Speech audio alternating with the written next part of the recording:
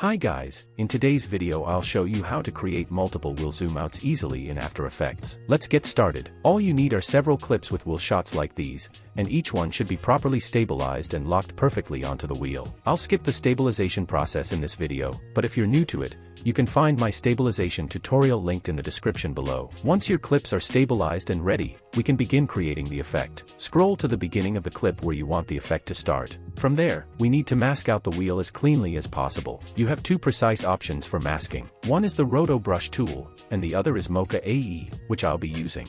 In Mocha AE, select the Ellipse tool, and draw a mask around the wheel as accurately as you can. Once the shape is set, enable perspective and click track forward and backward.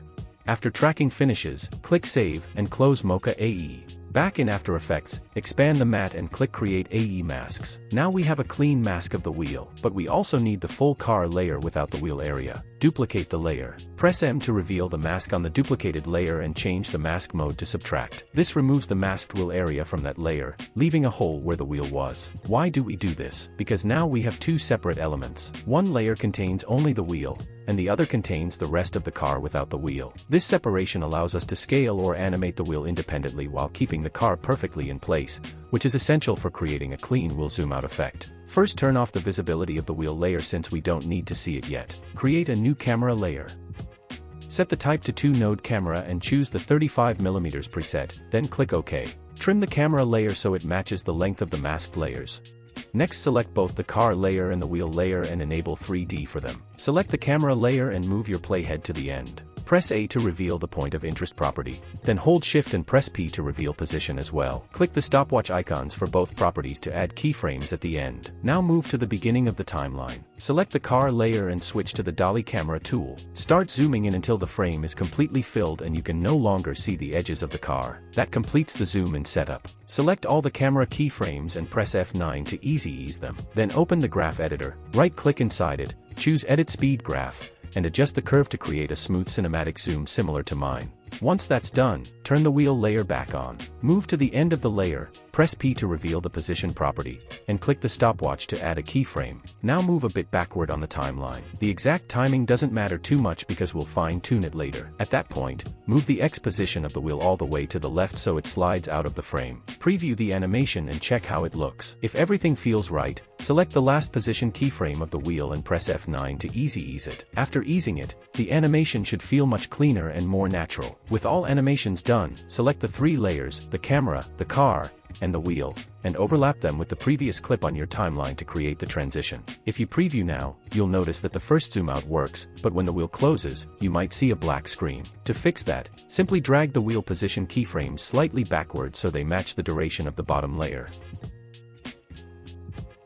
Finally, enable motion blur for both masked layers to make the movement more smoother. And that's it, your first wheel zoom out transition is complete. To continue the zoom effect, first pre-compose the three layers we were working with into a single layer. Rename it to 1 and make sure Move All Attributes and Adjust Composition Duration are selected, then click OK. Now to create a continuous zoom transition, simply repeat the same steps we did for the first clip. You already know the process, but I won't cut or skip this part so you can follow everything clearly. I'll only speed up the masking and tracking section to save some time.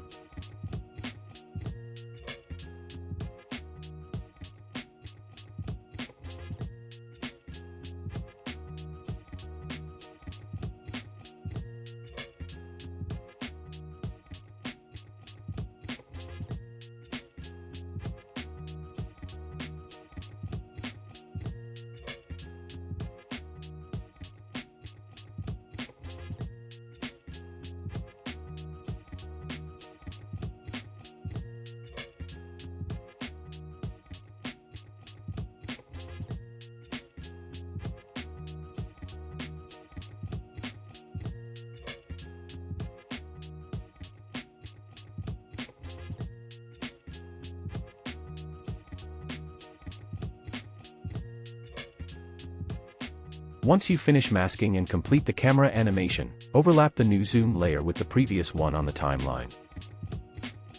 Then animate the wheel closing part just like before.